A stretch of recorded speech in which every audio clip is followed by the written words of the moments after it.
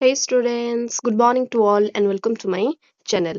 ଆଜି ଆମେ କ୍ଲାସ୍ 7 ର ଇଂଲିଶ ବୁକ୍ ର ପ୍ରଥମ ବିଷୟ ଯାହାର ନେମ୍ ହେଉଛି the day and the river spoke ସେହି ବିଷୟର ସବୁ ଯାକ କ୍ୱେଶ୍ଚିନ୍ ଆନ୍ସରକୁ କଭର ଅପ୍ କରିବା ଓକେ ତ ଭଲ ଭାବରେ ଅଲ୍ କ୍ୱେଶ୍ଚିନ୍ ଆନ୍ସରକୁ ବୁଝିକି କରିବା ତ ଟାଇମ୍ ୱେଷ୍ଟ ନ କରିକି ଚାଲ ଯିବା କ୍ୱେଶ୍ଚିନ୍ ଆନ୍ସରକୁ ଡିସ୍କସ୍ କରିବା ପାଇଁ ଓକେ ତ ବିଷୟ ପୂର୍ବରୁ କିଛି କ୍ୱେଶ୍ଚିନ୍ ଦେଇଛି ତାକୁ ଆଗେ ପଢ଼ିବା ଦେନ୍ ତା ପର ବିଷୟକୁ ଯିବା ଯୋଉ ତା ବିଷୟ ପରର କ୍ୱେଶ୍ଚିନ୍କୁ ବୁଝିକି କରିବା ଓକେ ଏକ ନମ୍ବର କ'ଣ କହୁଛି ନା ଦେଖ close your eyes and quietly listen to the sound around you for a minute କହୁଛି ଆଖିକି ବନ୍ଦ କର ଏବଂ ତୁମ ଚାରିପାଖରେ କ'ଣ ସବୁ ଘଟୁଛି କିପରି ଭାବରେ ସାଉଣ୍ଡ ସବୁ ଶୁଭା ଯାଉଛି ତାକୁ ଶାନ୍ତିରେ ଶୁଣ ଓକେ ତ ଏକ ନମ୍ବର କହୁଛି ଆର୍ ଦେ trying two tell you something ଆଚ୍ଛା ସେ ସବୁ ଶବ୍ଦ ଗୁଡ଼ିକ ତମକୁ ଯାହା ବି ଅଛି ସେଇଟା ତମକୁ କିଛି କହିବାକୁ ଚାହୁଁଛି କି ଦେଖ ଉତ୍ତର ହବ ଦେଖ ନା yes the sounds are all around us may tell us about nature and our surroundings ହଁ ମେ ବି ବୋଧ ହୁଏ ସେମାନେ କିଛି ଆମକୁ କହିବା ପାଇଁ ଚାହୁଁଛନ୍ତି କିମ୍ବା ଆମ ସରାଉଣ୍ଡିଂରେ ଯାହା ବି ଆମ ଚାରିପାଖରେ ଯାହା ବି ଅଛି କିଛି ଆମକୁ କହିବା ପାଇଁ ଚାହୁଁଛନ୍ତି ବୋଧ ହୁଏ ହେଲା ତ 2 ନମ୍ବର ଦେଖିବା ନା do you think the things around you also listen to you all day long. Share your answer with your classmates and the teacher. ହେଲା ଆଚ୍ଛା ସେ କହୁଛି କି ତୁମେ ଯୋଉ ସାଉଣ୍ଡ ସବୁ ଶୁଭା ଯାଉଛି ସେଟା ଡେ ସାରା ଶୁଭା ଯାଉଛି କି ଦେଖ ନା yes the things around us seem to communicate through their sounds and movements ଆମକୁ ଲାଗୁଛି ସେମାନେ ସେମିତି କଥାବାର୍ତ୍ତା କରୁଛନ୍ତି କି ପ୍ରାୟତଃ ଯିବ ଦେଖିବ ନେଚରକୁ ଯିବ ପ୍ରାକୃତିକ ଦୃଶ୍ୟ ଦେଖିବ ସେଠିକାର ସାଉଣ୍ଡକୁ ଫିଲ୍ କରିବ ଯେମିତି ତମକୁ ସେମିତି ଫିଲ୍ ହେବ ହେଲା ତ ନେକ୍ସଟ ଏଠି ଗୋଟେ ଷ୍ଟୋରି ଦେଇଛି ଷ୍ଟୋରି ତଳେ କିଛି କ୍ୱେଶ୍ଚିନ୍ ଦେଇଛି ତାକୁ ଆଗେ ଷ୍ଟୋରିଟିକୁ ଛୋଟ ଷ୍ଟୋରିଟେ ଦେଇଛି ତାକୁ ପଢ଼ିଦେବା ତାପରେ କ୍ୱେଶ୍ଚିନ୍ ଆନ୍ସର କରିବା Jahnavi was a bright young girl Jahnavi ହେଉଛି ଗୋଟେ ଛୋଟ ସୁନ୍ଦର ଝିଅ she lived with her parents ସେ ତାର ପ୍ୟାରେଣ୍ଟସ୍ ମାନଙ୍କ ପିତାମାତାଙ୍କ ସହିତ ଦଉଛି and 3 brothers in a coastal village in India okay her parents work on the farm wait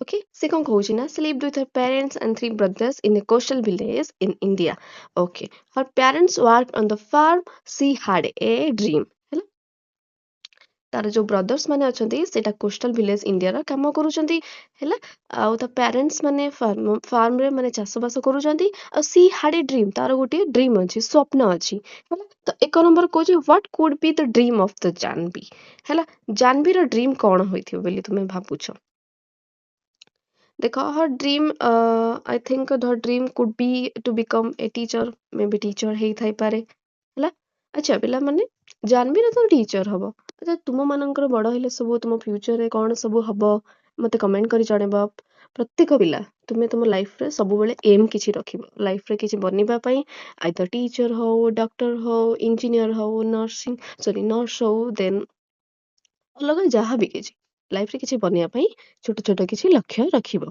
ହେଲା ତୁମେ ମାନେ କ'ଣ ହବ କିଏ କ'ଣ ହେବ ମୋତେ କମେଣ୍ଟରେ ଜଣେଇବ ହେଲା ମୋତେ କହିବ କିଏ କ'ଣ ହେବ ତୁମ ଲାଇଫରେ ଓକେ ନେକ୍ସଟ କ୍ୱେଶ୍ଚନକୁ ଯିବା how could she make her dream come true ସେ କିପରି ତା ସ୍ୱପ୍ନଟିକୁ ସତ କରିପାରିବ ନା ଦେଖ by studying hard and going to school regularly ସେ make it true by studying hard ସେ ପାଠ ପଢ଼ିବାରେ ବହୁତ କଷ୍ଟ କରିବ ଏବଂ ସ୍କୁଲକୁ ରେଗୁଲାର ଯିବ ପ୍ରତିଦିନ ଯିବ ତାପରେ ହିଁ ସେ ତାର ଡ୍ରିମ୍କୁ ସେ ସଫଳ କରିପାରିବ ହେଲା okay next what is your dream ସେ କହୁଛି ତୁମର ଡ୍ରିମ୍ କ'ଣ ତୁମେ ଲେଖିପାରିବ ତୁମ my dream is be a my dream is a teacher my dream is a doctor my dream is a police officer my dream is a to make an engineer ହେଲା okay ତୁମେ ତୁମର ନିଜ dream ନିଜ ଲକ୍ଷ୍ୟକୁ କ'ଣ ଲେଖିପାରିବ ତୁମେ ଆଗକୁ କ'ଣ ହବାକୁ ଚାହୁଁଛ ତୁମେ ତୁମର ନିଜର ଲେଖିପାରିବ ହେଲା ତ ମୋତେ କମେଣ୍ଟ କରିବ କାହାର କ'ଣ ଡ୍ରିମ୍ ଅଛି ହେଲା ତ okay what can you do to make your dream come true ତୁମେ କ'ଣ କରିପାରିବ ତୁମ ଡ୍ରିମ୍କୁ ସତ କରିବା ପାଇଁ ନା ହାର୍ଡୱାର୍କ କରିବ ହେଲା ହାର୍ଡୱାର୍କ କରିବ ଷ୍ଟଡି କରିବ ଓକେ ଆଉ କେବେ ଗିଭ୍ ଅପ୍ କରିବ ନାହିଁ ମାନେ କେବେ ତୁମ ଲକ୍ଷ୍ୟକୁ ଛାଡ଼ିବ ନାହିଁ ସବୁବେଳେ ଏମ୍କୁ ଲକ୍ କରିବ ଓକେ ଏଇଟା ଥିଲା ତୁମର ବିଷୟ ପୂର୍ବରୁ କିଛି କ୍ୱେଶ୍ଚିନ୍ ତାର ଜଷ୍ଟ ଆମେ ଡିସ୍କସ୍ କରିଦେଲେ ସେମିତିରେ ଦେନ୍ ଯିବା ଚାଲ ବିଷୟ ପରେ ଯାହା କ୍ୱେଶ୍ଚିନ୍ ସବୁ ଅଛି ଡିସ୍କସ୍ କରିବା ହେଲା ଦେଖ ତ ପାର୍ଟ 1 ପରେ କିଛି क्वेश्चन ଅଛି। ଏକ ନମ୍ବର କହୁଛି what was Janvi's dream, was it important to her, why? କହୁଛି ଜାହ୍ନବୀର ଡ୍ରିମ୍ କ'ଣ, ଏଇଟା ତା ଡ୍ରିମ୍ ତା ପାଇଁ ଇମ୍ପୋର୍ଟାଣ୍ଟ କି ଏବଂ କାହିଁକି ଇମ୍ପୋର୍ଟାଣ୍ଟ ହେଲା। ତ ଉତ୍ତର ଏହାର ହବ ଦେଖ ପିଲାମାନେ, ଏକ ନମ୍ବର ଉତ୍ତର ନା ଜାହ୍ନବୀର ଡ୍ରିମ୍ ହଉଛି କ'ଣ ନା ଟୁ ଗୋ ଟୁ ସ୍କୁଲ, ତାର ଡ୍ରିମ୍ ହଉଛି ସ୍କୁଲକୁ ଯିବା and learn to read and write like her elder brothers। Okay, ସେ କହୁଛି କି ତାର ଇଚ୍ଛା ଅଛି ସ୍କୁଲକୁ ଯିବା ପାଇଁ, ତାର ସ୍ୱପ୍ନ ହଉଛି ସ୍କୁଲକୁ ଯିବା, ଆଉ ତା ବଡ ଭାଇମାନଙ୍କ ପରି ସେ ପଢିବାକୁ ଆଉ ଲେଖିବା ପାଇଁ ଚାହୁଁଛି, ଯେପରିକି ଗୋପୀ ଆଉ ରାମୁ ପରି। Yes, it was very important to her. ହଁ, ଏଇଟା ହଉଛି ତା ପାଇଁ ଗୁରୁତ୍ୱପୂର୍ଣ୍ଣ, କାରଣ because he was eager to learn, ତାର ଇଗର ବହୁତ ଇଚ୍ଛା ଅଛି ପାଠ ପଢିବା ପାଇଁ, ଶିଖିବା ପାଇଁ ବହୁତ ଇଚ୍ଛା ଅଛି, and wanted to understand the world around us. And ଆଉ କ'ଣ ନା ସେ ଚାହୁଁଛି ବୁଝିବାକୁ, ଯେ ତା ଚାରିପାଖରେ ଯୋଉ ଦୁନିଆ ଅଛି ତାକୁ ସେ ବୁଝିବାକୁ ଚାହୁଁଛି, ସେ ପାଠ ପଢିବାକୁ ଚାହୁଁଛି, ତାର ଏଇଟା ହିଁ ଡ୍ରିମ୍ ଥିଲା। ତା ବଡ ଭାଇଙ୍କ ଗୋପୀ ଆଉ ରାମୁ ଭଳି ସେ ପାଠ ପଢିବା ପାଇଁ ଚାହୁଁଛି। ଓକେ, ତାପରେ 2 ନମ୍ବର କହୁଛି do you think the river can help her in fulfilling her dream.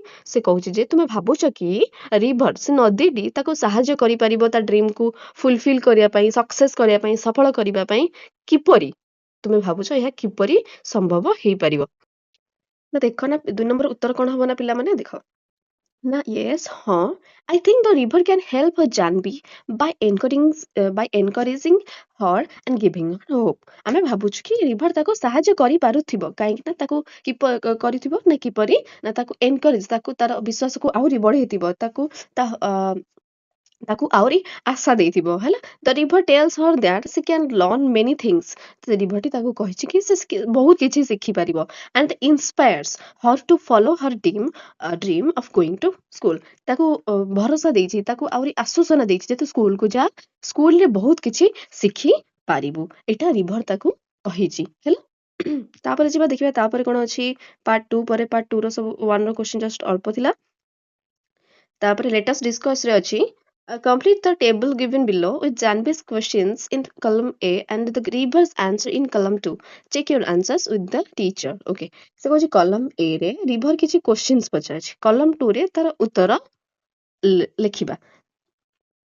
Okay, ଏଠି କିଛି କ୍ୱେଶ୍ଚନ୍ସ ପଚାରିଛି, ତାର ଉତ୍ତର ଲେଖିବ, ଏଠି କିଛି ଆନ୍ସର୍ସ ଦେଇଛି, ତାର କ୍ୱେଶ୍ଚନ୍ସ ଆମେ ଲେଖିବା। ବୁକ୍ରୁ ଦେଖିକି ଏଇଟା ଲେଖିବ, ଦେଖିବ ମୁଁ ଏଇଟା କରେଇ ଦଉଛି ଅଲରେଡି, ତମେ ବଟ୍ ବୁକ୍ରେ ଚେକ୍ କରିବ ହେଲା। ହଁ, ୱେଟ୍, ଦେଖ ପ୍ରଥମ କ୍ୱେଶ୍ଚିନ୍ଟା ନା why does the moon always come from behind the hills। ଆଚ୍ଛା, ଜାହ୍ନବୀ କ୍ୱେଶ୍ଚିନ୍ କରିଛି ଯେ ମୁନ୍ କ'ଣ ପାଇଁ ସବୁବେଳେ ହିଲ୍ ପଛରୁ ହିଁ ବାହାରିଥାଏ। ତ ରିଭର ଆନ୍ସର୍ସ ଦେଇଛି it goes down towards the sea making the same path over the mountains and down to the sea like me. ଏଇଟା ଆନ୍ସର ଦେଇଛି। ତାପରେ କହୁଛି କ୍ୟାନ୍ ଇ, ତାପରେ ଜାହ୍ନବୀ ଆଉ ଗୋଟେ କ୍ୱେଶ୍ଚିନ୍ ପଚାରିଛି କ୍ୟାନ୍ ଆଇ ଡୁ ସମଥିଙ୍ଗ। ଆଚ୍ଛା, ଓକେ, ରିଭର ଆନ୍ସର ଦେଇଛି little girls can do as much as little boys. Next question what are ships, then river answer ଦେଇଛି କ'ଣ ନା big boats that can carry hundreds of people and sail along the sea with lights shining all night। Then next out ଗୋଟେ question କ'ଣ ପଚାରିଛି ନା will they come here? No, they too big। Okay, Chandu's cattleman can take you to see a ship someday। ହେଲା, ତୁମେ ଏଇଟା ଦେଖିପାରିବ, ଏଇ ସବୁ କ୍ୱେଶ୍ଚିନ୍ ପଚାରିଛି, ରିଭର ଏଗୁଡ଼ା ସବୁ ଆନ୍ସର ଦେଇଛି ହେଲା। ତ ଏଇଭଳି ତୁମେ ମାନେ ଏର ଆନ୍ସର କରିପାରିବ, ବୁକ୍ରେ ଦେଖିବ ପିଲାମାନେ। ତାପରେ ନେକ୍ସଟ ଦେଇଛି the following persons and the river helped Jahnavi to go to school how। ଏଠି କିଛି ପର୍ସନ୍ସ ଲୋକମାନେ ଦେଇଛନ୍ତି, ସେଟା କିପରି ଜାହ୍ନବୀକୁ ହେଲ୍ପ କଲେ ସ୍କୁଲକୁ ଯିବା ପାଇଁ, ଆମକୁ ସେଇଟା ଲେଖିବାର ଅଛି। ରିଭର ଅଛନ୍ତି, ଟିଚର ଅଛି, ପ୍ୟାରେଣ୍ଟସ, ହରସେଲ୍ଫ, ସେ ନିଜେ କେମିତି ନିଜକୁ ସେ କେମିତି ସ୍କୁଲ ଯିବା ପାଇଁ ସମସ୍ତେ ସାହାଯ୍ୟ କରିଛନ୍ତି, ସେଇଟା ଆମକୁ ଲେଖିବାର ଅଛି ହେଲା। ତ ଦେଖ ପିଲାମାନେ, ପ୍ରଥମେ ରିଭର କ'ଣ ସାହାଯ୍ୟ କରିଛି ଦେଖିବା। ରିଭର କ'ଣ କରିଛି ନା the river encouraged Jahnavi, gave her hope and courage and help her to believe in herself। River ନଦୀ କ'ଣ କରିଛି ନା ଜାହ୍ନବୀ କି ଆଶ୍ୱାସନା ଦେଇଛି, ଭରସା ଦେଇଛି, ଆଉ ତା ହୋପ୍ ତାକୁ ମଧ୍ୟ ଆଶା ଦେଇଛି, ଆଉ ତାକୁ ତାର ସାହସ ମଧ୍ୟ ବଢେଇଛି, ଆଉ ତାର ବିଶ୍ୱାସକୁ ମଧ୍ୟ ବଢେଇଛି ଯେ ସ୍କୁଲ ଯିବା ପାଇଁ। ଟିଚର କ'ଣ କରିଛନ୍ତି ନା teacher welcomed her in the class, teacher ତାକୁ ୱେଲକମ୍ କରିଛନ୍ତି କ୍ଲାସରେ, and promise to talk to her father, ତା ବାପାଙ୍କ ସହିତ କଥା ହେବାକୁ କହିଛନ୍ତି, ଆଉ ତା ଡ୍ରିମ୍ରେ ତାକୁ ସପୋର୍ଟ କରିବାକୁ କହିଛନ୍ତି। ପ୍ୟାରେଣ୍ଟସ ମାନେ କ'ଣ କହିଲେ, ପିତାମାତା କ'ଣ କହିଛନ୍ତି, ହର ମଦର ସପୋର୍ଟେଡ୍, ତା ମଦର ତାକୁ ସପୋର୍ଟ କରିଛନ୍ତି। ଆଉ ତାକୁ ୱିଶ୍ ହର୍ ହୋଲ୍ ତାକୁ ୱିଶ୍ ବି କରିଛନ୍ତି ଭଲ କାମ କରିବା ପାଇଁ। Her father agree to let Jahnavi to go to school. ତା ବାପା ମା ମଧ୍ୟ ତା ଫାଦର ମଧ୍ୟ ସରି ବାପା ମଧ୍ୟ ତାକୁ ସ୍କୁଲ ଛାଡ଼ିବାକୁ ରାଜି ହେଇଯାଇଛନ୍ତି। ଆଫ୍ଟର ଦ ଟିଚର ଟକ୍ଡ ହିମ୍ ଟିଚର ତାଙ୍କ ବାପାଙ୍କ ସହିତ କଥା ହେଇସାରିଲା ପରେ ତାଙ୍କ ବାପା ରାଜି ହେଇଯାଇଛନ୍ତି ତାକୁ ସ୍କୁଲ ଛାଡ଼ିବା ପାଇଁ। ହର୍ ସେଲ୍ଫ ଜାହ୍ନବୀ କେମିତି ନିଜକୁ ହେଲ୍ପ କରିଛି ନା ଜାହ୍ନବୀ ଲାଷ୍ଟରେ ଗ୍ୟାଦର କରିଛି କରେଜକୁ ଏକାଠିର ସହିତ ସାହସର ସହିତ ସେ ଆଗକୁ ବଢ଼ିଛି। ୱେଣ୍ଟ ଟୁ ସ୍କୁଲ ଏବଂ ସ୍କୁଲକୁ ଯାଇଛି and was determined to learn and fulfil her dream. ଆଉ ନିଜକୁ ଷ୍ଟ୍ରଙ୍ଗ କରିଛି ସାହସର ସହିତ ନିଜକୁ ଭରି ଦେଇଛି ଯେ ମୁଁ ପାଠ ପଢ଼ି ପାରିବି ମୁଁ କରିପାରିବି। ବୁଝିପାରିଲ? ନେକ୍ସଟ ତାପରେ କ୍ୱେଶ୍ଚିନକୁ ଯିବା ଦେଖିବା କ'ଣ ଦେଇଛି। ଲେଟ୍ ଅସ୍ ଥିଙ୍କ ଆଣ୍ଡ ରିଫ୍ଲେକ୍ଟ। ଏଠି କିଛି ପାରାଗ୍ରାଫ ଦେଇଛି ହେଲା ସେଇ ପାରାଗ୍ରାଫ ଅନୁସାରେ ତା ତଳେ କିଛି କ୍ୱେଶ୍ଚିନ୍ ଦେଇଛି ଆମେ ପଢ଼ିବା। ଓକେ ପାରାଗ୍ରାଫଟି କ'ଣ ନା you should not cry you know the voice went on and you really should not be scared when you have been coming here to see me every day. Well, almost every day. She was puzzled. It was such a voice like the river. It could not be the river. Well, tell me all about it, said the river, for it was the river. I have got to hurry to reach the sea, you know. Okay. I रे कौन question दଉଛି ନା complete the sentence with the correct option from those given in the brackets. Okay, ଏଇଟା ହଉଛି ଗୋଟେ ତୁମ ସେ ଯୋଉ ବିଷୟର ଏଇ ବିଷୟର କିଛି ପାର୍ଟ ଦେଇଛି ହେଲା ତ କହୁଛି କ'ଣ ନା the tone of the river in the given extract ହେଲା ଏଇ ଅଂଶରେ ଏଇ ଗଦ୍ୟାଂଶରେ ହେଲା ରିଭର ଟୋନ୍ କିପରି ଥିଲା ପିଲାମାନେ ନା ପିଲାମାନେ ଆଶ୍ଚର୍ଯ୍ୟ ଥିଲା। ତ ଏହାର ଉତ୍ତର କ'ଣ ହେଇଯିବ ନା ଦେଖ ଆଶ୍ଚର୍ଯ୍ୟ ହବ। ଆଶ୍ଚର୍ଯ୍ୟ ମାନେ କ'ଣ ନା ଭରସାଜନକ ଯିଏ ଭରସା ଦିଏ ଆଶ୍ୱାସନା ଦିଏ ତାକୁ କୁହାଯାଏ ଆଶ୍ଚର୍ଯ୍ୟ। ତ ରିଭର ଏଠି ଜାହ୍ନବୀକୁ ଭରସାର ଟୋନରେ ତାକୁ ହିଁ କଥା ହଉଥିଲା ତ ଆଶ୍ଚର୍ଯ୍ୟ ହବ ଉତ୍ତର। Double line select a phrase from the extract which shows Jahnavi was a frequent visitor to the spot. କହୁଛି ଏମିତି କିଛି ଲାଇନ୍ ଅଛି କି ଯାହାର ମାନେ ହଉଛି କି ଯୋଉଥିରୁ ଆମେ ଜାଣିବାକୁ ପାଉଛେ ଯେ ଜାହ୍ନବୀ ସେ ଯୋଉ ସ୍ପଟ୍ ସେ ଯୋଉ ନଦୀର କୂଳକୁ ସବୁବେଳେ ଆସୁଥିଲା ଭିଜିଟ୍ କରିବା ପାଇଁ। କୋଉ ଲାଇନଟି ପିଲାମାନେ ଦେଖ ବୁକ୍ରେ ତୁମେ ମାନେ ଦେଖିପାରିବ you have been coming here to see me every day. River ତାକୁ କହିଲା କି ତୁମେ ମତେ ଦେଖିବା ପାଇଁ ସବୁଦିନ ଏଠିକି ଆସୁଛ। ତ ଏଥିରୁ ଆମେ ଜାଣୁଛେ ଯେ ଜାହ୍ନବୀ ସବୁବେଳେ ସେ ନଦୀ କୂଳକୁ ଯାଉଥିଲା ହଁ ନା ନାଇଁ। ତାପରେ ଥାର୍ଡ ଆଇରେ କ'ଣ କହୁଛି ନା choose the correct option to complete the sentence. କହୁଛି the use of an exclamation mark wait the use of an exclamation mark at the end of the line it could not be the river express what it could not be the river ମାନେ କ'ଣ ଏହା କେବେ ନଦୀ ହୋଇନଥିବ ଗୋଟେ ଆଶ୍ଚର୍ଯ୍ୟଜନକ କଥା। ଲାଷ୍ଟକୁ ଏକ୍ସକ୍ଲାମେସନ ମାର ଏଇ ଲାଇନଟାର ଅର୍ଥ କ'ଣ ଆସୁଛି ନା କ'ଣ ନା ପିଲାମାନେ ଦେଖ ଡିସବିଲିଫ ମାନେ କ'ଣ ଅବିଶ୍ୱାସ ତାକୁ ଲାଗୁଛି ମାନେ କ'ଣ it could not be the river ଏହା କେବେ ରିଭର ହେଇପାରିବ ରିଭର କେବେ କଥା କୁହେ କି ତ ସେଇ ଏଇ ଲାଇନଟାର ଅର୍ଥ ହଉଛି ସେଇଆ। ତ ଡିସବିଲିଫ ମାନେ କ'ଣ ନା ପିଲାମାନେ ଅବିଶ୍ୱାସ ତାକୁ ଲାଗିଲା ବିଶ୍ୱାସ ତାର ହେଲା ନାହିଁ ହେଲା। ତ ଆଇଭିରେ କହୁଛି choose the 3 qualities of the river highlighted in the extract ହେଲା କହୁଛି ଏଠି ରିଭର କିପରି ତାର ଗୁଣ କ'ଣ ତାର କ୍ୱାଲିଟି କ'ଣ ଏଠି ଏଇ ଯୋଉ ଆମେ ପଢିଲେ ସେଥିରେ ତାର କ୍ୱାଲିଟି ଗୁଡ଼ିକ କ'ଣ ଅଛି ନା ଆଫେକ୍ସନେଟ୍ ସ୍ନେହୀ ଥିଲା ସିଏ ଥଟଫୁଲ ମାନେ ବିଚାରଶୀଳ ଥିଲା ଚିନ୍ତାଶୀଳ ଥିଲା ଆଉ କାଇଣ୍ଡ ହାର୍ଟେଡ ମାନେ ଦୟାଳୁ। ଏଇ ତିନୋଟି ତୁମର ହବ ଆନ୍ସର। ତ ରିଭର ଏଇ ତିନୋଟି ଗୁଣ ଥିଲା ଏଇ ଏକ୍ସଟ୍ରାକ୍ଟ ବା ଏଇ ଅଂଶରେ ହେଲା।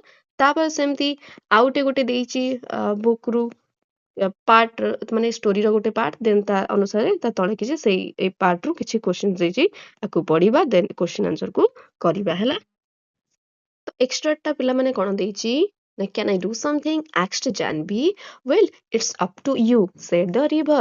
Seems to me little girls can do as much as little boys. They swim as fast little boys. You just sleep along one morning and sit there in the school and listen to what's going on and maybe the teacher will let you stay. I could not gasped Jahnavi. I could not. They had scam me. They had chased me out. Okay. ଏଇଟା ହଉଛି ତୁମର ଯୋଉ ପାରାଗ୍ରାଫଟା ଗୋଟେ extra ଗୋଟେ ଷ୍ଟୋରୀର ଅଂଶ। Okay question କ'ଣ ଦେଇଛି ଦେଖିବା। Complete the sentence with an appropriate reason. According to the river ଅନୁସାରେ there was no difference between girls and boys. ଏଠି କୌଣସି ବି ଫରକ ନାହିଁ ପୁଅ ଏବଂ ଝିଅ ମଧ୍ୟରେ। ତାର କାରଣ କ'ଣ ବିକଜ ନା ଦେଖ ପିଲାମାନେ ଟିକେ ରୁହ ପିଲାମାନେ ତ ଦେଖ ପିଲାମାନେ ଏହାର ଆନ୍ସର କ'ଣ ହେଇଯିବ ନା ଦେଖ ଲିଟିଲ ଦେଖ little girls can do as much as little boys କାରଣ ଯେପରି ପୁଅ ପିଲାମାନେ ବି ସବୁ କିଛି କରିପାରୁଛନ୍ତି ଝିଅ ପିଲା ମଧ୍ୟ ସେମିତି ସବୁ କରିପାରୁଛନ୍ତି। ତ ଆଇର ଉତ୍ତର ଏଇ ଗୋଟେ ହବ। ତ ଡବଲ ଆଇକି ଯିବା ଦେଖିବା କ'ଣ ଅଛି। ତ ଡବଲ ଆଇ ଦେଖ identify whether the following statement is true or false. The river କହୁଛି ଏଠି ଗୋଟେ ଲାଇନ୍ ଦେଇଛି ସେଇଟା ଠିକ୍ ନା ଭୁଲ କହିବା। The river encouraged Janvi to have faith in herself and fulfill her desire to go to school. ହେଲା ରିଭର କ'ଣ କରୁଥିଲା ନା ଜାନବିର କରେଜକୁ ସାହସକୁ ଆହୁରି ବଢଉଥିଲା ତା ବିଶ୍ୱାସକୁ ଆହୁରି ବଢଉଥିଲା କି ବଢଉଥିଲା ଏବଂ ତାକୁ ସାହାଯ୍ୟ କରୁଥିଲା ତା ଡ୍ରିମକୁ ଫୁଲଫିଲ୍ ହବାକୁ ତା ସ୍କୁଲ ଯିବା ଇଚ୍ଛାକୁ ସେ ଆହୁରି କ'ଣ କରୁଥିଲା ତାକୁ ହିମ୍ମତ ଦଉଥିଲା କି ତୁ ସ୍କୁଲ ଯା ବୋଲିକି। ଏଇଟା ଠିକ୍ ନା ଭୁଲ ପିଲାମାନେ? ଠିକ୍ ରିଭର ଏଇଟା ହେଲ୍ପ କରୁଥିଲା ତ ଏଇଟା ଟ୍ରୁ ହେଇଯିବ। ଓକେ ତ ଥାର୍ଡ ଆଇ ଦେଖିବା choose the correct option to complete the sentence. Okay when the river suggests that Janvi should sleep along, it means that she should move dash. Okay ସେ କହୁଛି ଯେ it is slip along ମାନେ ତା ମାନେଟା କ'ଣ ଆମେ ଲେଖିବାର ଅଛି ହେଲା। ରିଭର କହିଲା କି ଜାହ୍ନବୀକୁ ସ୍ଲିପ୍ ଏଲଙ୍ଗ ମାନେ କ'ଣ ନା ଶାନ୍ତିରେ ଯାଅ ମାନେ ସେ ସୁଡ୍ ମୁଭ୍ କ୍ୱାଇଟଲି। ଓକେ ସେ ଧୀରେ ଧୀରେ ମୁଭ୍ କର କ୍ୱାଇଟଲି ମୁଭ୍ କରିବା ପାଇଁ ତାକୁ କହୁଛି ହେଲା କ୍ୱାଇଟଲି ହବ। ଦେନ୍ ଆଇ ବି କ'ଣ ହବ ନା ତୁମର what does the depiction of the phrase I could not tell us. ଏଇ ଯୋଉ ଫ୍ରେଜଟା ବାରମ୍ବାର ଯୋଉ ଜାନବୀ କହିଛି ଆଉ ଆଇ କୁଡ୍ ନଟ୍ ମୁଁ କରିପାରିବି ନାହିଁ ମାନେ କ'ଣ ନା ଦେଖ ଦ repetition of I could not ତା ମାନେ ହଉଛି Janhavi was very afraid and lacked confidence. Janhavi ବହୁତ ଡରୁଥିଲା ଏବଂ ତାର କନଫିଡେନ୍ସ ନଥିଲା। ତ ଆଇ କୁଡ୍ ନଟ୍ ର ମାନେ ହଉଛି was very afraid and lacked confidence. ସେ ଡରୁଥିଲା ଏବଂ ତାର ସାହସ ପାଉନଥିଲା। Next in the phrase I could not I stand for dash ମୁଁ କରିପାରିବି ନାହିଁ। ଏଠି ଆଇ କିଏ ମୁଁ କିଏ ଏଠି ପିଲାମାନେ ନା ଜାନବୀ ଜାନବୀ ହିଁ କହୁଥିଲା ମୁଁ କରିପାରିବି ନାହିଁ। ତ ଆଇ ହଉଛି କିଏ ନା Janvi. Okay next answer the following questions. Okay ଉତ୍ତର କର କହୁଛି the right describes different aspects of nature through different animals birds and objects at the beginning of the story. ଷ୍ଟୋରିରେ କ'ଣ କହିଛନ୍ତି ନା ରାଇଟର ଯିଏ ଲେଖିଛନ୍ତି ସେ ନେଚର ପ୍ରକୃତିର ବହୁତ ସାରା ଆନିମଲ୍ସକୁ ବାର୍ଡସକୁ ଅବଜେକ୍ଟସକୁ ଦେଖେଇଛନ୍ତି। ତ ସେମାନେ କିଏ କିଏ ଦେ ଆର୍ କିଏ ସେମାନେ କିଏ ନା ଦେଖ ଦେ ଇନକ୍ଲୁଡ ଏ କିଙ୍ଗଫିଶର ଏ ଗ୍ରୀନ ଲିଜାର୍ଡ ଓକେ ନା ଟ୍ରିଜ୍ ଆଣ୍ଡ ଦ ରିଭର। ତ ଏଇ ନେଚର ଏହି ଦୃଶ୍ୟକୁ ସବୁ ଆନିମଲ୍ସ ବାର୍ଡସକୁ ଦର୍ଶେଇଛନ୍ତି ହେଲା। ତ ଡବଲ ଆଇ ଯୋଉ ଡବଲ ଆଇ କହୁଛି two how did the river know so much about Janvi Janvi ବିଷୟରେ ରିଭର ଏତେ କିଛି ଜାଣିଲା କିପରି। ଦେଖ ଡବଲ ଆଇ ର ଆନ୍ସର ହବ the river knew so much about Janvi knew so much about Janvi ବିଷୟରେ ବହୁତ କିଛି ଜାଣିଥିଲା because କାରଣ she visited the river almost every day and share her thoughts and feelings with it କାରଣ କ'ଣ ନା ଜାନବି ସବୁବେଳେ ସେ ରିଭର ପାଖକୁ ନଦୀ କୂଳକୁ ଯାଉଥିଲା ଆଉ ସେଠି ତାର ମନର କଥା ଆଉ ଦୁଃଖକୁ ଫିଲିଙ୍ଗସକୁ ସବୁ ସେଠି ସେୟାର କରୁଥିଲା। ତେଣୁ ରିଭର ସବୁ ଜାଣିଥିଲା ଜାନବି ବିଷୟରେ ହେଲା। ତ ଥାର୍ଡ ଆଇ ଦେଖି ଯୋଉ 3 ନମ୍ବର ଦେଖିବା Janvi says and I am so old now they will never let me go. What do you think about? Janvi କହିଲା କି ମୁଁ ବହୁତ ମାନେ ମୋର ବୟସ ହେଇଗଲାଣି ମୁଁ ଯିବାଟା ସରି ସେମାନେ ମତେ ଆଉ ଛାଡିବେ ନାହିଁ। ଏହାର ଅର୍ଥ କ'ଣ ଦେଖ ନା Janvi feels that she is too old to start school. Janvi feel କରୁଥିଲା ଅନୁଭବ କରୁଥିଲା କି ତା ସ୍କୁଲ ଯିବା ବୟସ ସରିଗଲାଣି ସିଏ ଆଉ ଯାଇପାରିବନି and believes that she may not be allowed to go ଆଉ ସେ ବିଶ୍ୱାସ କରୁଥିଲା କି ତାଙ୍କୁ ତା ଘର ଲୋକ ମଧ୍ୟ ଛାଡ଼ିବେ ନାହିଁ ହେଲା। ବୁଝିପାରିଲ ଏହା ଦ୍ୱାରା this shows her disappointment and lack of confidence. ଏଇଥିରୁ ଆମେ କ'ଣ ଜାଣିଛୁ ନା ସେ ବହୁତ ମନ ଦୁଃଖରେ ଥିଲା ଏବଂ ତାର କନଫିଡେନ୍ସ ହିଁ ନଥିଲା ସ୍କୁଲ ଆଉ ଯିବା ପାଇଁ ହେଲା। ତ ଆଇ ଯୋଉ ନେକ୍ସଟ ହଉଛି 4 number why did the river laugh when Janvi said she would be scared at school ହେଲା।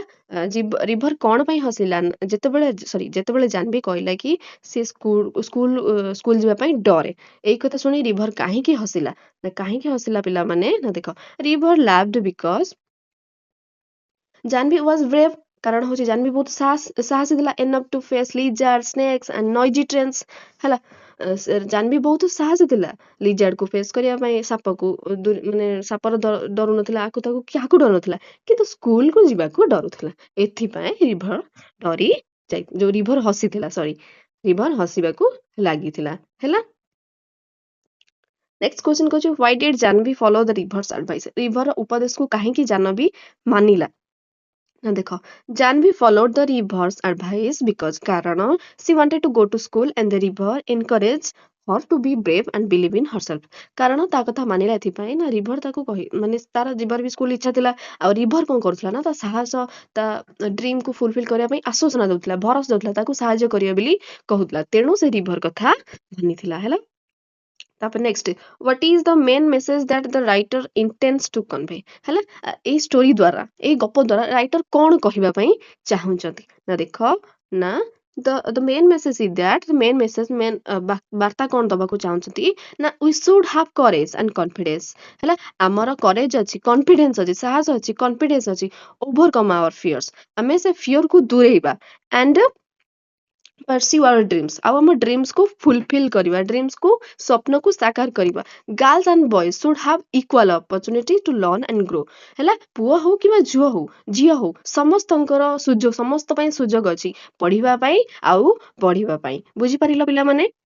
ଓକେ ନେକ୍ସଟ କ୍ୱେଶ୍ଚନ କୁ ଯିବା କଣ ଦେଇଛି ନା let us learn କୁ ଯିବା ତାପରେ କହୁଛି next ଏକ ନମ୍ବର କହୁଛି you have learned that the naming words are called nouns only proper nouns begin with capital letter ତୁମେ ଜାଣିଛ ନାମବାଚକ ଶବ୍ଦକୁ noun କୁହାଯାଏ ଏବଂ proper noun ଯେତିକ ସବୁ ତାଙ୍କର ନାମ ସେ ସବୁ ନାମଙ୍କର ଆରମ୍ଭ କ୍ୟାପିଟାଲ ବଡ ଅକ୍ଷରରେ ହୋଇଥାଏ। why was the author used a capital letter for the river sorry okay river ହଉଛି ନଦୀ ନଦୀ ତ ଗୋଟିଏ ପ୍ରପର ନାଉନ୍ ନୁହେଁ ଏଟା ହଉଛି ଗୋଟେ କମନ ନାଉନ୍ କିନ୍ତୁ ଏଥିରେ କାହିଁକି ରିଭରରେ ଆର୍ ବଡ ହେଇଛି ପ୍ରପର ନାଉନ୍ ହିଁ ଆର୍ ବଡ ହୁଏ ହଁ ନା ନାଇଁ ତ କାହିଁକି ରିଭରରେ ଆର୍ ବଡ ହେଇଛି ଦେଖ କାହିଁକି ନା ରିଭରକୁ ଏଠି ଗିଭେନ କ୍ୱାଲିଟିଜ ଲାଇକ ଏ ହ୍ୟୁମାନ ବିଙ୍ଗ ମଣିଷର ଗୁଣକୁ ରିଭର ଦିଆଯାଇଛି କାରଣ ରିଭର ନଦୀ କେବେ କଥା ହୁଏ କି ନଦୀ କେବେ ଇଏ କରେ କି କିଛି କରେ ନାହିଁ ନା ତେଣୁ ମଣିଷ ଭଳିଆ ତାକୁ ଦର୍ଶା ଯାଇଛି ତେଣୁ ରିଭରକୁ ଗୋଟିଏ ପର୍ସନ ଭଳି ଦେଖାଯାଇଛି ଏଠି ହେଲା ତ ରିଭରରେ ଆଡ ସେଇଥିପାଇଁକା ବଡ ହେଇଛି ବୁଝିପାରିଲ ତ ଡବଲ ଆଇ କି ଯିବା ଡବଲ ଆଇ ରେ କହୁଛି there are few words related to the sound in the text pick the words from the text and write them next to the correct definition ଏଠି କିଛି ତମେ ଯୋଉ ଷ୍ଟୋରି ପଢିଛ ସେଥିର କିଛି ୱାର୍ଡ ୱାର୍ଡସ ର ମିନିଂ ସବୁ ଏଠି ଦେଇଛି ହେଲା କାହା ତମେ ବୁକ୍ ରୁ ଖୋଜିବ କାହାର ମିନିଂ କୋଉଟା ତ ମୁଁ ଅଲରେଡି ଗିଭିଂ ଦେଇଛି ଚାଲ ତାକୁ ପଢିବା ଏବଂ ବୁଝିବା କାହାର ମାନେ କୋଉଟା ଓକେ ପ୍ରଥମେ କହୁଛି made a high pitched okay ରୁହ ୱେଟ୍ କର ମୁଁ ଟିକେ ଜୁମ୍ କରିଦିଏ ଆଉ ଟିକେ ତ ଫାର୍ଷ୍ଟ କହୁଛି ଏକ ନମ୍ବରରେ made a high pitched piercing sound ହେଲା ତାକୁ କାହାର ମାନେ ନା ସ୍କ୍ରିଚ୍ ମାନେ ହଉଛି made a high pitched piercing sound ମାନେ ହଉଛି ଆର ଓଡିଆ କଣ ନା ଉଚ୍ଚ ସ୍ୱରରେ ଚିତ୍କାର କରିବା ହାଇ ପିଚ୍ ଉଚ୍ଚ ସ୍ୱରରେ ଚିତ୍କାର କରିବା ସ୍କ୍ରିଚ୍ ମାନେ okay next to cause a liquid to strike or fall on something ହେଲା ତା ମାନେ ହବ ସ୍ପ୍ଲାଶ ମାନେ କଣ ନା ପାଣି ଛାଟିବା କୌଣସି ଜିନିଷ ଉପରେ ପାଣି ଛାଟିବା ଓକେ ମର୍ମର ମାନେ ହଉଛି ଏ ଲୋ କଣ୍ଟିନ୍ୟୁଅସ୍ ବ୍ୟାକଗ୍ରାଉଣ୍ଡ ନଏଜ ଓଡିଆ ହଉଛି କଣ ନା ଗୁଣୁ ଗୁଣୁ ଶବ୍ଦ କରିବା ହେଲା ମାନେ ପଛରେ କିଛି ଗୁଣୁ ଗୁଣୁ ଶବ୍ଦ କରିବା ଶୁଣିବା ସରି କ୍ରାଏ ୱିଥ ଲାଉଡ ଅନକଣ୍ଟ୍ରୋଲ ଗ୍ୟାପ୍ସ ତାର ୱାର୍ଡ କଣ ହବ ନା କାହାର ମାନେ ଏଇଟା ନା ସବ୍ ମାନେ ହଉଛି ବଡ ପାଟିରେ କାନ୍ଦିବା କ୍ରାଏ କାନ୍ଦିବା ବଡ ପାଟିରେ କାନ୍ଦିବା ବୁଝିପାରିଲ ଟୁ ମେକ୍ ଏ ସଫ୍ଟ ଡ୍ରାଏ ସାଉଣ୍ଡ ରସଲ ମାନେ ହଉଛି ଟୁ ମେକ୍ ଏ ସଫ୍ଟ ଡ୍ରାଏ ସାଉଣ୍ଡ ମାନେ ହେଉଛି ଯେ ସର ଖଡ ଖଡ ଶବ୍ଦ ଶୁଭା ରସଲି ମାନେ ହଉଛି ଖଡ ଖଡ ବା ସର ଶବ୍ଦ ଟୁ ଗ୍ୟାସ୍ପ ମାନେ ହଉଛି ଟୁ କେ ସର୍ଟ କୁଇକ୍ ବ୍ରେଥ୍ ନା ଧଇଁ ସଇଁ ହୋଇ କଣ ହବା ଧଇଁ ସଇଁ ହୋଇ ଯାଆନ୍ତିନି ପିଲା ତ ଗ୍ୟାସ୍ପ ହବ ତା ମିନିଂ ଦେନ୍ ଟ୍ରେମ୍ବଲ ମାନେ ହଉଛି ସେକିଂ ରାପିଡଲି ମାନେ କମ୍ପିବା ବା ଥରିବା ଟ୍ରେମ୍ବଲ ମାନେ ନଏଜି ମାନେ making A lot of noise ମାନେ ନଏଜି ମାନେ କୋଳାହଳ ଯୋଉ ଶୁଭାଯାଏ ନଏଜ ମାନେ ହଉଛି ସେଇଟା ଦେନ୍ ୱେଲ୍ଡ ମାନେ ହଉଛି made a long high cry usually because of pain or sadness କଷ୍ଟରେ ଚିତ୍କାର କାନ୍ଦିବା କଷ୍ଟରେ ବଡ ପାଟିରେ କାନ୍ଦିବା ଯନ୍ତ୍ରଣାରେ ବଡ ପାଟିରେ କାନ୍ଦିବା ୱେଲ୍ଡ ମାନେ ହଉଛି ସେଇଟା ଓକେ ତ ନେକ୍ସଟ ଯିବା ତାପର କ୍ୱେଶ୍ଚିନ୍ କୁ okay now fill in the blanks using this ଏଇ ଯୋଉ ଆମେ ସୁଇଟେବଲ ୱାର୍ଡ ସବୁ ଇଏ କଲେ ବାହାର କଲେ ସେମାନଙ୍କୁ ଏଇଠି ସବୁ ପୁଟ୍ କରିବା ମାନେ କୋଉଟା କୋଉଠି ଲାଗିପାରିବ ହେଲା ତ ଦେଖ ପିଲାମାନେ ମୁଁ ଟିକେ ଜୁମ୍ କରିଦଉଛି okay the class grew the class grew ଏଠି ହବ noisy noisy as the students noticed the teacher carrying the answer papers as the teacher turned the pages with a dash ଏଇଠି ହବ rustle RUSTLE तापर next the children dash at hey जब gasped GASPED gasped wondering what comments awaited someone तो पिला माने देखो ivy रे कोन हेबो ना sobbed SOBBED okay in frustration and the murmuring MURMURING okay murmuring students steadily increased. So finally, when the teacher praised the students for their excellent performance, the students surged. SHRIK ଟିକେ ରୁହ ମୁଁ ଲିପି ଦେଇକି ଆଉ ଥରେ ଲେଖି ଦଉଛି SHRIEKED okay surged with excitement. Okay next କହୁଛି the word caterman is used wait the word caterman is used in the text ଗୋଟେ caterman ଭଳି word use ହଉଛି ଯାହାର ମାନେ ହଉଛି ଯୋଉଟା କି ତାମିଲ ରହିଛି ତାମିଲ ଲାଙ୍ଗୁଏଜ ରହିଛି ତାର ମାନେ ହଉଛି କାଟୁମାରମ ଶବ୍ଦ ତାର ମାନେ ହଉଛି କାଟାମାରାନ ହେଲା ତ ଏହାର ମାନେ କଣ ନା ଟାଏଡ ଉଡ୍ ବନ୍ଧା ଯାଇଥିବା କାଠ ଏଥିରେ ଗୋଟେ ମାନେ ଲୋକ ଏପଟରୁ ସେପଟ ଡଙ୍ଗା ଭଳି ଯିବା ଆସିବା କରନ୍ତି ଓକେ ତ find out the meanings of these words ଏଠି କିଛି ୱାର୍ଡସ୍ ଦେଇଛି ଯେମିତି କାଟାମାରାନ ଭରି ଏମାନଙ୍କର ୱାର୍ଡର ମିନିଂ ସେମିତି ମିନିଂ ଅଛି ଆଉ ସେଟା କୋଉ ଲାଙ୍ଗୁଏଜରୁ ଆସିଅଛି ଯେଟା ଯେମିତିକି ଏଇଟା ତାମିଲରୁ ଆସିଛି ସେମିତି ଏଇ ସବୁ ୱାର୍ଡ କେଉଁଠି ଆସିଛି ଏବଂ ଏହାର ମାନେ କଣ ସେଇଟାକୁ ସେ ଲେଖିବା ପାଇଁ କହୁଛି ହେଲା ଦେଖ ମୁଁ ଏଠି ଲେଖିଛି ଚାଲ ତାକୁ ବୁଝିବା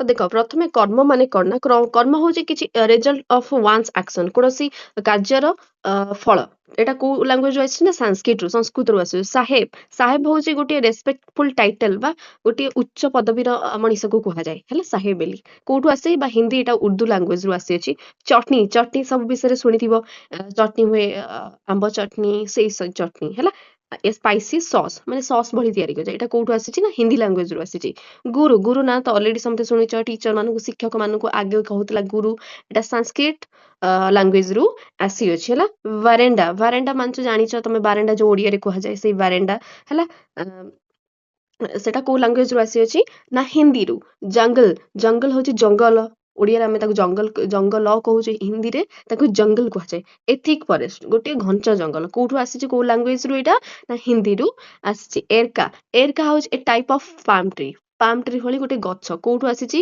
ନା ମାଲାୟାଲମ ବା କନ୍ନଡରୁ ହେଲା କନ୍ନଡ ଲାଙ୍ଗୁଏଜରୁ ଆସିଅଛି ପ୍ୟାଲେନ କୁଇନ ହଉଛି ତମେ ଜାଣିଛ ତା ଓଡିଆ ମାନେ ହଉଛି କଣ କହିଲ ଏଇ ଯୋଉ ତା ଓଡିଆଟା ଆକ୍ଚୁଆଲି କଣ ଟିକେ ରୁହ କହୁଛି ମନେ ପକେଇକି ଏଇ ଯୋଉ ବର ଯୋଉ ବସିକି ଆସନ୍ତିନି କଣ କୁହାଯାଏ ତାକୁ ପିଲାମାନେ ଠିକ ସେ ମନେ ପଡୁନି ସେ ୱାର୍ଡଟା ଓଡିଆରେ କଣ କୁହାଯାଏ ହଁ ମନେ ପଡିଲା ପାଲିଙ୍କି ତାକୁ କୁହାଯାଏ ପାଲିଙ୍କିରେ ଯୋଉ ବର ଆସିକି ଆସନ୍ତି ହେଲା ତାକୁ ପ୍ୟାଲେନ କୁଇନ କୁହାଯାଏ ହେଲା a cover seat carry by person ଲୋକମାନେ ତାକୁ କାନ୍ଧି ନିଅନ୍ତି ହେଲା ଦେଖିଥିବ ଭାବୁଛି ଆଶା କରୁଛି ତୁମେ ମାନେ ଦେଖିଥିବ ମେ ବି କୋଉ ବର ଆସିଥିବ ବସିକି ଏଟା କୋଉ ଲାଙ୍ଗୁଏଜରୁ ଆସିଛି ନା ସାଂସ୍କ୍ରିଟ ଲାଙ୍ଗୁଏଜରୁ ଓକେ ବୁଝିପାରିଲ ଦେନ୍ ଯିବା ନେକ୍ସଟ କ୍ୱେଶ୍ଚିନ୍ କୁ କଣ ଦେଇଛି ଦେଖ ନେକ୍ସଟ କହୁଛି କଣ ନା ଏଠି ଯୋଉ କିଛି ଡଙ୍ଗା ଭଳି ଚିତ୍ର ଦେଇଛି କ୍ୟାନୋଇ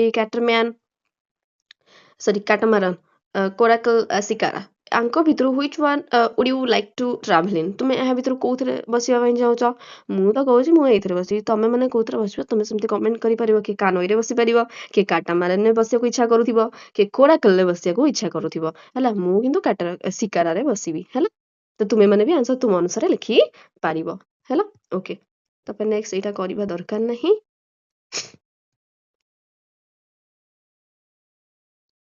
ତ ପିଲାମାନେ ଦେଖ ଏଠି କିଛି ବକ୍ସରେ କିଛି ୱାର୍ଡସକୁ ଫିଲ୍ଅପ୍ କରିବା ପାଇଁ ଦେଇଛି ଏଠି କ୍ଲୁ ଅଲରେଡି ଦେଇଛି ଏଗୁଡ଼ା ସବୁ କ୍ଲୁ କାହାର ମାନେ କୋଉଟା ଦେଖିବା ପ୍ରଥମେ କ୍ଲୁରୁ ଆଗେ ୱାର୍ଡସକୁ ବାହାର କରିବା ଦେନ୍ ତାପରେ ଏଠି ଫିଲ୍ଅପ୍ କରିବା ହେଲା ତ କ୍ଲୁ ଗୁଡ଼ିକୁ ଆଗେ ଚାଲ ଦେଖିବା କଣ ଦେଇଛି ନା ଦେଖ ଏ ଲାର୍ଜ ଭେସେଲ ୟୁଜ୍ ଫର ଟ୍ରାନ୍ସପୋର୍ଟିଂ ଗୁଡ୍ସ ଅର ପ୍ୟାସେଞ୍ଜର୍ସ ବାଇ ସି ଏଟା କଣ ହବ ନା ପିଲାମାନେ ସିପ୍ ହବ ଟିକେ ରୁହ ପିଲାମାନେ ସିପ୍ ହବ SHIP next haba a small vessel for traveling on water typically propelled by boat sails or an engine ସେଇଟା ହେଇଯିବ ବୋଟ୍ ପିଲାମାନେ 2 ନମ୍ବର ବୋଟ୍ ହବ 3 number a flat floating structure for traveling across water ଏଟା ହବ raft RAFT next 4 ନମ୍ବର କହୁଛି a boat or ship driven by steam by ସେଟା କଣ ହବ ନା steamer ହବ STAMER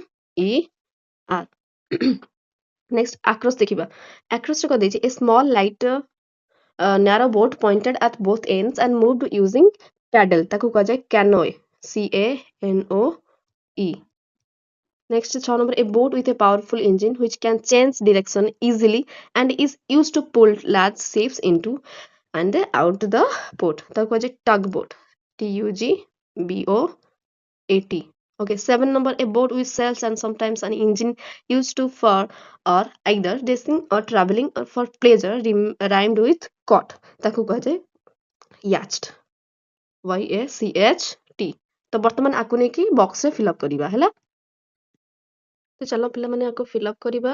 ଓକେ, 1 ନମ୍ବର କ'ଣ କହିଲି ନା ସିପ୍ SHIP, 2 ନମ୍ବର କହିଲି ବୋଟ୍ BOAT, 3 ନମ୍ବର କାହିଁ ହଁ 3 ନମ୍ବର ଏଇଠି ଅଛି, 3 ନମ୍ବର ହବ ରାଫ୍ଟ RAFT। ତାପରେ 4 ନମ୍ବର ହଁ ଟିକେ ରୁହ ସ୍କ୍ରଲ୍ କରୁଛି, ଏମିତି ଲେଖିଦେଲେ ବେଟର ହେଇଯିବ। ଓକେ, ଆଉ ଥରେ ଟିକେ ରିରାଇଟ୍ କରିଦେଉଛି, ଟିକେ ରୁହ ପିଲାମାନେ। 1 ନମ୍ବର SHIP ସିପ୍, 2 ନମ୍ବର ହବ ବୋଟ୍, 3 ନମ୍ବର ହବ ରାଫ୍ଟ, 4 ନମ୍ବର ହବ steamer STEAMER, then 5 ନମ୍ବର କାହିଁ ହଁ 5 ନମ୍ବର ହବ canoe CANOE, 6 ନମ୍ବର ହବ tugboat ଲେଖା ହେଇଛି ଅଲରେଡି, ଆମେ ଖାଲି BOAT ଲେଖିଦବା। 7 ନମ୍ବର ହବ yacht YACHT। ଓକେ, କଭର ହେଇଗଲା, ତୁମେ ଏଇପରି ଲେଖି ପାରିବ। ତାପରେ ଯିବା ଦେଖିବା। Next question, here 6 pictures, look at them and say what you see, what you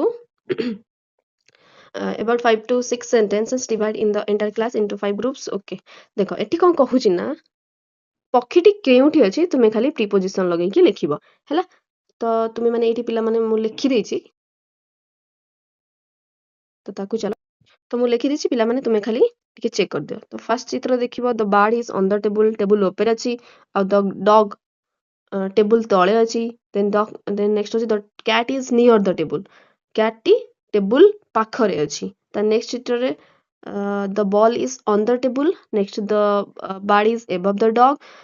okay, dog ଉପରେ ବାର୍ଡଟି ଅଛି। Next the dog is beside the tree sorry, ଡଗ୍ଟି ଗଛ ପାଖରେ ଅଛି। ଏଇଟା ତୁମେ ମାନେ ସ୍କୁଲରେ ବି ଆକୁ ଜଷ୍ଟ ଡିସ୍କସ୍ ପାଇଁ କହିଛି, ମୁଁ ଜଷ୍ଟ ଟିକେ ସେମିତି କରିଦେଲି ହେଲା, ତୁମେ ଡିସ୍କସ୍ ଏଇଟା କରିପାରିବ ସ୍କୁଲରେ। ଓକେ, ତାପରେ ଦେଖିବା କ'ଣ ଦେଇଛି।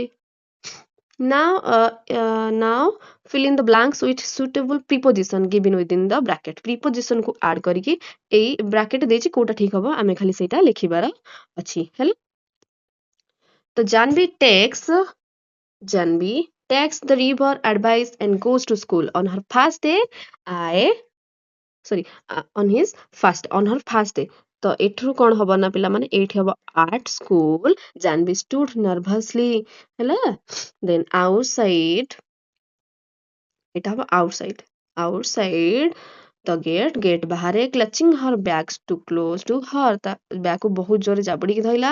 the bell rang and she hurried through ହବ ଏଠି ପିଲାମାନେ THROUGH through the bustling classroom, ଯୋଉ କୋଳାହଳ ହଉଥିବା କ୍ଲାସରୁମ୍ ଭିତରକୁ ଗଲା। she found a seat, ସେ ଗୋଟେ ସିଟ୍ ପାଇଲା। କେଉଁଠି ପାଇଲା ନା among, ଏଠି ହବ among 4 number among two friendly classmates, ତା ଦୁଇଟି ସାଙ୍ଗ ମଧ୍ୟରେ ଗୋଟିଏ ସିଟ୍ ସେ ପାଇଲା ବସିବା ପାଇଁ। the teacher greeted them warmly, ଖୁସିର ସହିତ ଟିଚର ତାକୁ ଗ୍ରିଟ୍ କଲେ, ସ୍ୱାଗତ ଜଣାଇଲେ ସମସ୍ତଙ୍କୁ। and started the lesson about numbers, ଆଉ କ'ଣ ପଢିବାକୁ ଆରମ୍ଭ କଲେ ନା about numbers, ନମ୍ବର ବିଷୟରେ ପଢିଲେ ହେଲା। Janvi listen attentively, ଭଲ ଭାବରେ ସେ ଶୁଣିଲା।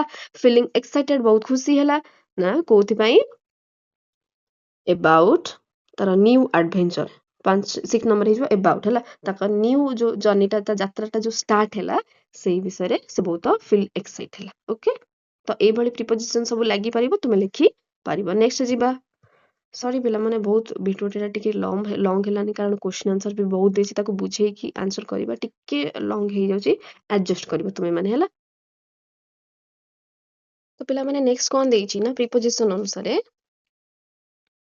ତ she ran up the stairs, ସେ ପାହାଚ ଉପରକୁ ଚଢିଲା। then she rang me up, ସିଏ ମତେ କଲ୍ କଲା। ଏଠି ଦେଖ up ପ୍ରିପୋଜିସନ ଆକାରରେ ୟୁଜ ହେଇଛି, ଏଠି up adverb ଆକାରରେ ୟୁଜ ହେଇଛି। ତ ପ୍ରିପୋଜିସନ ଆକାରରେ up ବି ୟୁଜ ହେଇପାରିବ, adverb ଆକାରରେ ବି ୟୁଜ ହେଇପାରିବ। ସେମିତି ଏଇଟାକୁ ମଧ୍ୟ ଫିଲ୍ଅପ୍ କରିବା। 1 ନମ୍ବର କହୁଛି the cat jumped onto, the cat jumped to, ସରି ଟିକେ ରୁହ, the cat jumped onto the ଟିକେ ରୁହ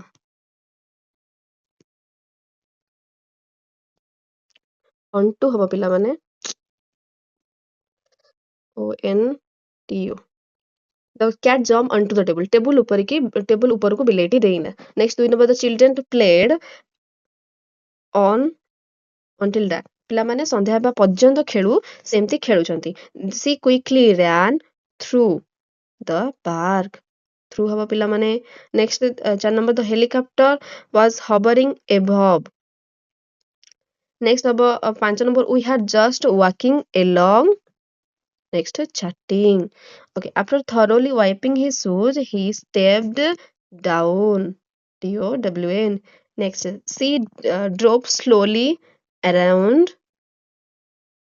the sharp curve next he placed the keys under the mat okay ଏହିପରି ଭାବରେ ପ୍ରିପୋଜିସନ ଗୁଡିକ ଲାଗି ପାରିବ ନେକ୍ସଟ ତାପରେ ଯିବା କଣ ଦେଇଛି ଦେଖିବା read the words given in the box below you will listen to the 5 people speak about school life as you listen circle the words that are used by speakers there are 2 words you do not need transcript for the teacher on page 14 ଦେଖ ତୁମର ଏହି ଯୋଉ book ର 7 ଯୋଉ 40 page को ଯିବା ସେଠି ଗୋଟେ ଷ୍ଟୋରି ଦେଇଛି ସେଠି 5ଟା ସ୍ପିକର କିଏ ନା ମେ ବି ମୁଁ ଟିକେ ମନେ ପଡୁନି टीचर ଥିବେ ଗ୍ରାଣ୍ଡମଦର ଥିବେ ପ୍ୟାରେଣ୍ଟସ୍ ଥିବେ ଷ୍ଟୁଡେଣ୍ଟ ଥିବେ ଆଉ ପ୍ରିନ୍ସିପାଲ ଥିବେ ହେଲା ତ ସେଇଟାକୁ ଟିକେ ପଢିବ ମୁଁ ଜଷ୍ଟ ଏଠି ଖାଲି ତାର କ୍ୱେଶ୍ଚନ ଆନ୍ସର କୁ ଡିସ୍କସ କରିବି କହୁଛି କୋଉ ୱାର୍ଡ ସେଠି ସବୁ ୟୁଜ ହେଇଛି ସେ ଯୋଉ ଟ୍ରାନ୍ସକ୍ରିପ୍ଟରେ ସେ ଯୋଉ ଷ୍ଟୋରିରେ 40 ନମ୍ବର ପେଜରେ କୋଉ ୱାର୍ଡ ଆଙ୍କ ଭିତରୁ ୟୁଜ ହେଇଛି ନା ଦେଖ ଆଙ୍କ ଭିତରୁ କୋଉଟା ୟୁଜ ହେଇଛି ନା ହୋମ ମେକର ୟୁଜ ହେଇଛି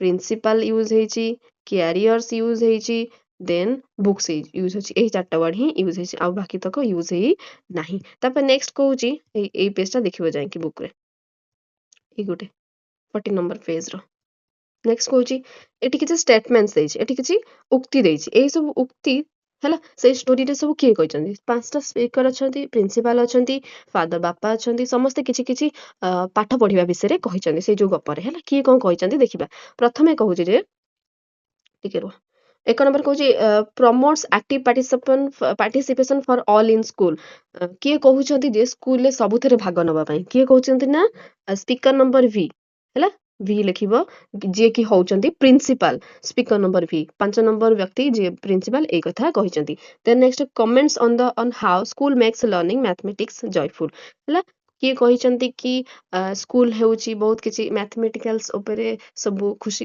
ଆନନ୍ଦଦାୟକ ଜିନିଷ ସବୁ ଶିଖେଇଥାଏ କିଏ କହିଛନ୍ତି ନା ଟିଚର କହିଛନ୍ତି ହେଲା ସରି ଟିକେ ରୁହ ପିଲାମାନେ ଏଇଟା ଭି ହବ ଏଇଟା ହବ ସ୍ପିକର ନମ୍ବର 3 ଯିଏ ହଉଛନ୍ତି ଟିଚର ହେଲା ବ୍ୟକ୍ତି ନମ୍ବର 3 ସେ ହଉଛନ୍ତି ଟିଚର ଏଇ କଥା କହିଛନ୍ତି ତାପରେ 3 number believes in the power of education that leads to freedom of choice କିଏ ବିଶ୍ୱାସ କରୁଛନ୍ତି ଯେ ଏଜୁକେସନର ପାୱାର ଏତେ ଯେ ସେ କୌଣସି ଜିନିଷର ସ୍ୱାଧୀନତାକୁ ମଧ୍ୟ ଲିଡ୍ କରିପାରେ ପିଲାମାନେ କିଏ କହିଛନ୍ତି ନା ଫାଦର କହିଛନ୍ତି ସ୍ପିକର ନମ୍ବର ଆଇ ଫାଦର କହିଛନ୍ତି ନେକ୍ସଟ 4 ନମ୍ବର ହଉଛି shares that school also means companionships କିଏ କହିଛନ୍ତି ଯେ ସ୍କୁଲରେ କେବଳ କମ୍ପାନିଅନସିପ ହିଁ ହୁଏ ବନ୍ଧୁତା ହୋଇଥାଏ କିଏ କହିଛନ୍ତି ପିଲାମାନେ ନା ସ୍ପିକର ନମ୍ବର ଆଇ ଭି ଯେ କି ଷ୍ଟୁଡେଣ୍ଟ ମାନେ ଏଇ କଥା କହିଛନ୍ତି ତାପରେ 5 ନମ୍ବର ହଉଛି understand the boys and girls have different abilities କିଏ କହିଛନ୍ତି ଯେ ପୁଅ ପିଲା ଆଉ ଝିଅ ପିଲାମାନଙ୍କର ଦକ୍ଷତା ଅଲଗା ଅଲଗା ଅଟେ ସେମାନେ ଅଲଗା ଅଲଗା ଅଟନ୍ତି ପିଲାମାନେ ଏଇଟା କେହି ବି କହିନାହାନ୍ତି ଓକେ ଏଟା କେହି ବି କହିନାହାନ୍ତି ତ ଏଟା ଆମେ କିଛି ଲେଖିପାରିବା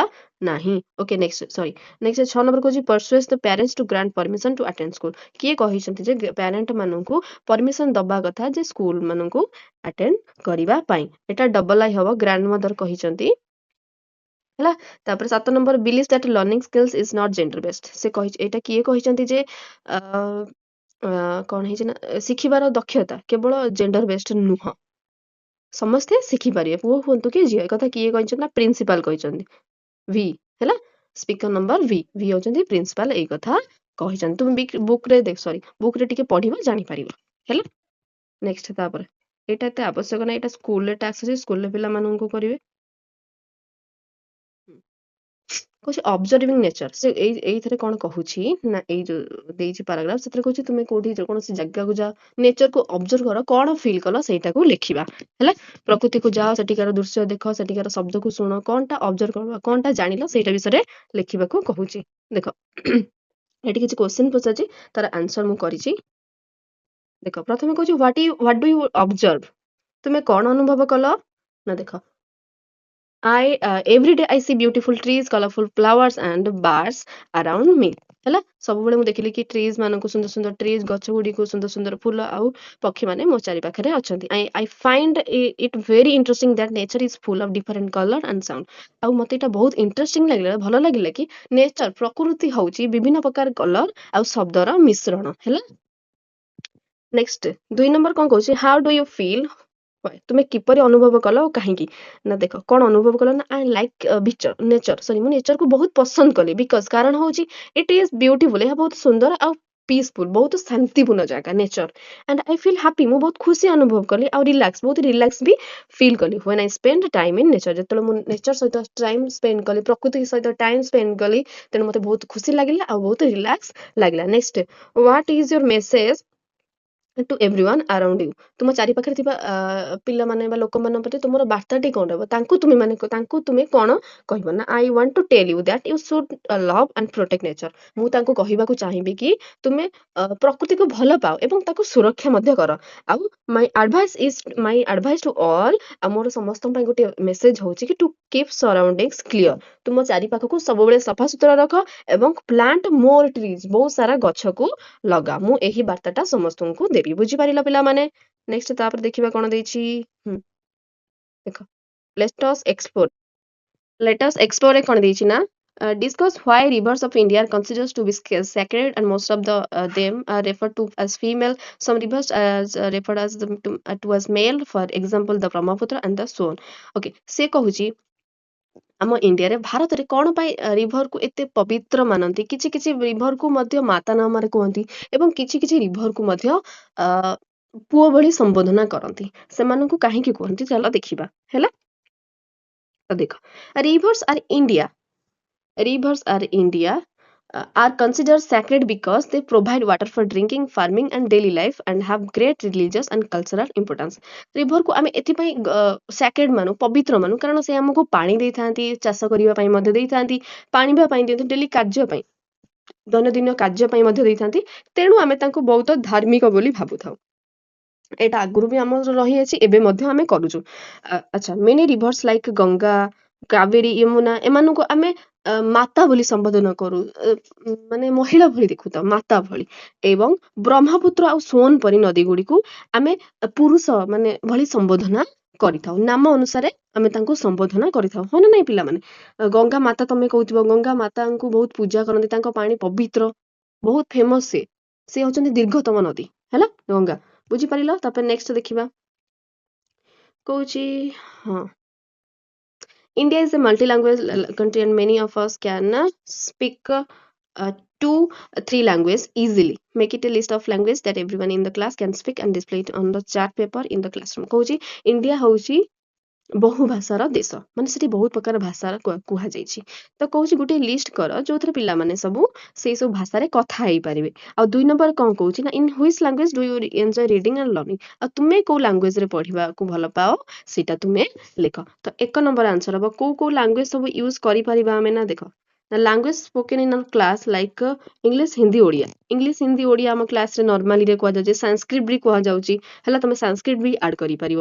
ଆଉ ତୁମେ କୋଉ ମାନେ 2 ନମ୍ବରରେ କହିଲା ତୁମେ କୋଉ ଲାଙ୍ଗୁଏଜରେ ପଢିବାକୁ ଭଲ ଲାଗେ ନା ମତେ ଇଂଲିଶରେ ପଢିବାକୁ ଭଲ ଲାଗେ, କାହାକୁ ଓଡ଼ିଆ ପଢିବାକୁ ଭଲ ଲାଗେ ତ ଇଂଲିଶ ବଦଳରେ ଏଠି ଓଡ଼ିଆ ଲେଖିପାରିବ, ଦେନ୍ କାହାକୁ ହିନ୍ଦୀ ପଢିବାକୁ ଭଲ ଲାଗେ, ଦେନ୍ କାହାକୁ ସାଂସ୍କ୍ରିଟ ପଢିବାକୁ ଭଲ ଲାଗେ, ସେମାନେ ଏଠି ଆଡ୍ କରିପାରିବ। ହେଲା ତାପରେ ନେକ୍ସଟ ଦେଖିବା କ'ଣ ଦେଇଛି।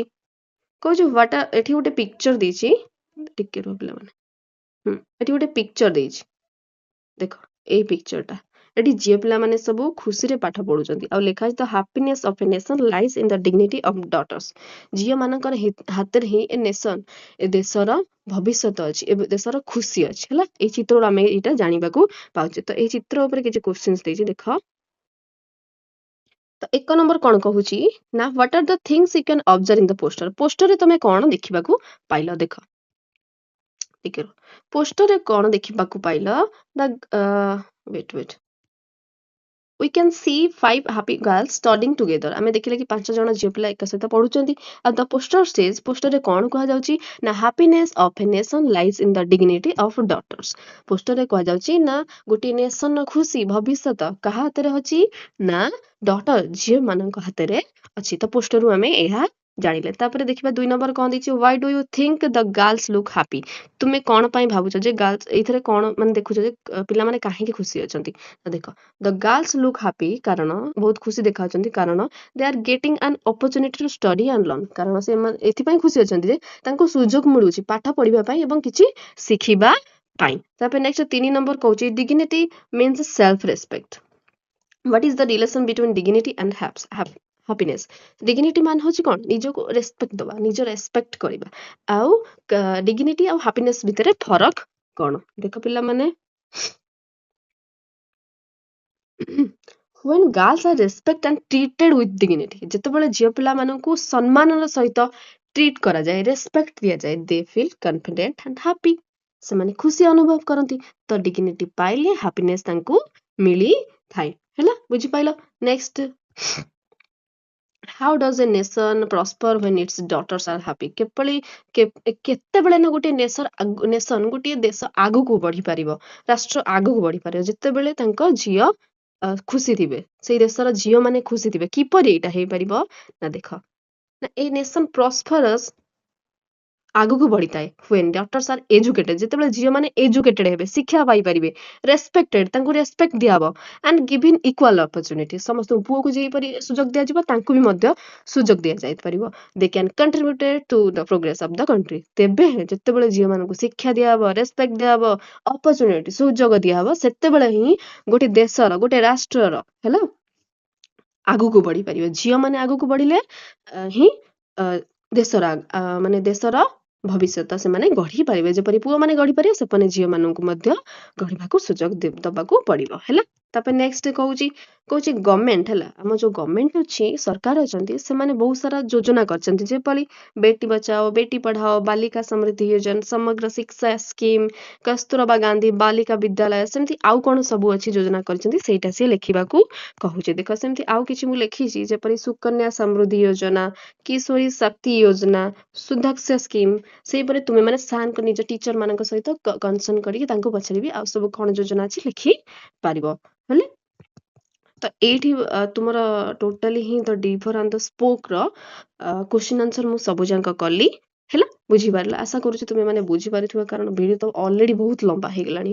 ଆହୁରି ଏକ୍ସପ୍ଲେନ କରିକି ଯଦି ମୁଁ କରିଥାନ୍ତି ଆହୁରି ବଡ଼ ହେଇଥାନ୍ତା। ହେଲା, ତ ଆଶା କରୁଛି ତୁମେ ମାନେ ସବୁ ବୁଝିପାରିଥିବ।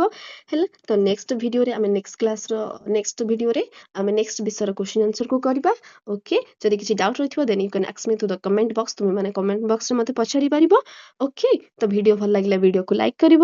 ହେଲା, ତ ନେକ୍ସଟ ଭିଡ଼ିଓ ବା ନେକ୍ସଟ କ୍ଲାସ୍ କ୍ୱେଶ୍ଚିନ୍ ଆନ୍ସର କରିବା ପାଇଁ ମୋ ଚ୍ୟାନେଲକୁ ସବସ୍କ୍ରାଇବ କରିବ। ଓକେ, ତ ଏଇଠି ମୁଁ ଏ ଭିଡ଼ିଓକୁ ଏଣ୍ଡ କରୁଛି। ହେଲା, ଓକେ, ବାଏ ବାଏ ମାଇ ଫେଭରେଟ୍ ଷ୍ଟୁଡେଣ୍ଟସ୍।